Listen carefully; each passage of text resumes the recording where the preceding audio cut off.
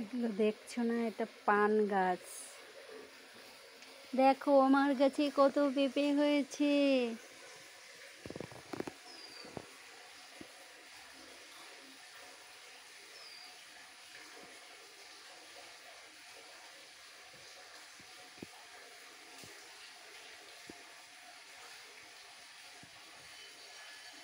একটা পেঁপে তো নিচে পড়ে গেছে, বড় পেঁপে।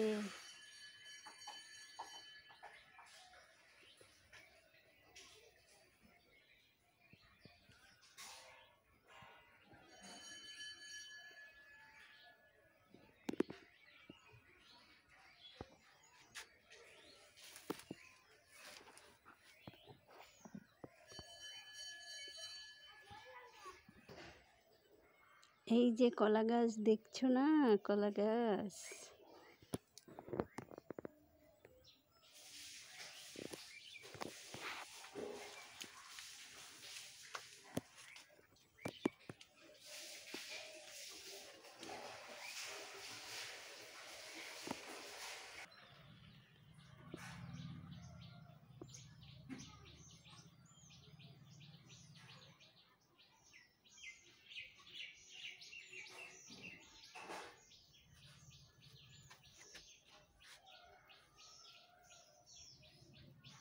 ওই যে একটা কলা গাছ কাটা দেখা যাচ্ছে না। এত বৃষ্টি হয়েছে, পুকুরের জল কানায় কানায় হয়ে গেছে। দেখো পুরোটাই জল।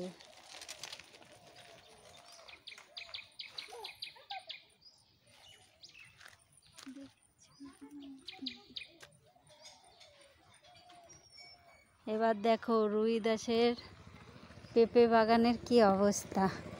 এত জল হয়েছে, জল জমে গিয়ে পেঁপে গাছের গুঁড়া সব পচে গেছে। পেঁপে গাছ সব কাত হয়ে পড়ে আছে, হলুদ হয়ে গেছে। ইস, কি হাল হয়েছে পেঁপে ক্ষেতটার।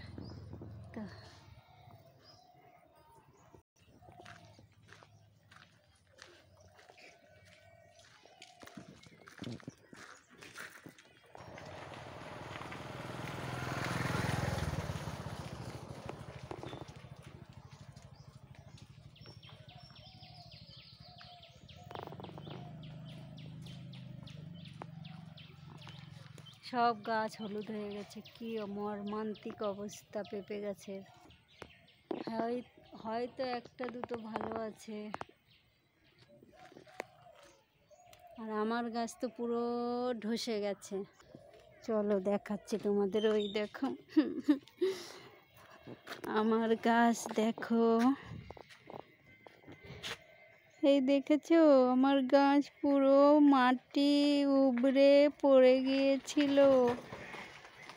মনে হচ্ছে সুপারি গাছ দাঁড়িয়ে আছে, দেখেছো?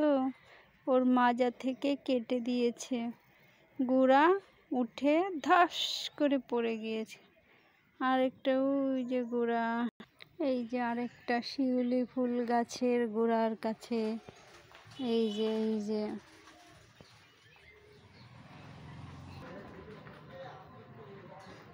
এই দেখো আমাদের রাস্তা পাকা হয়ে গেছে।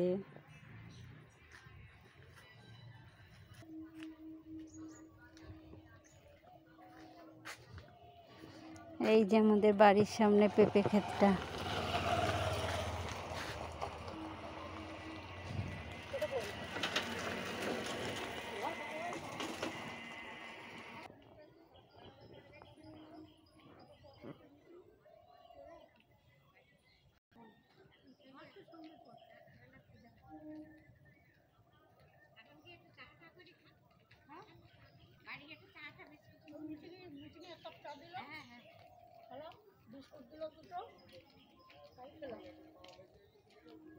আচ্ছা কি হয়েছে, রুটি ছিল কালকে রাত্রি, কাল রাত্রে বেশি খাইনি তো, তাই সেই রুটিগুলো কি হবে, তাই জন্যে খেয়ে ফেললাম।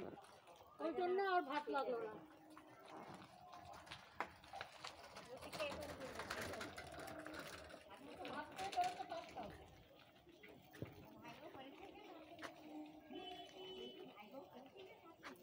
ভাই রান্না করে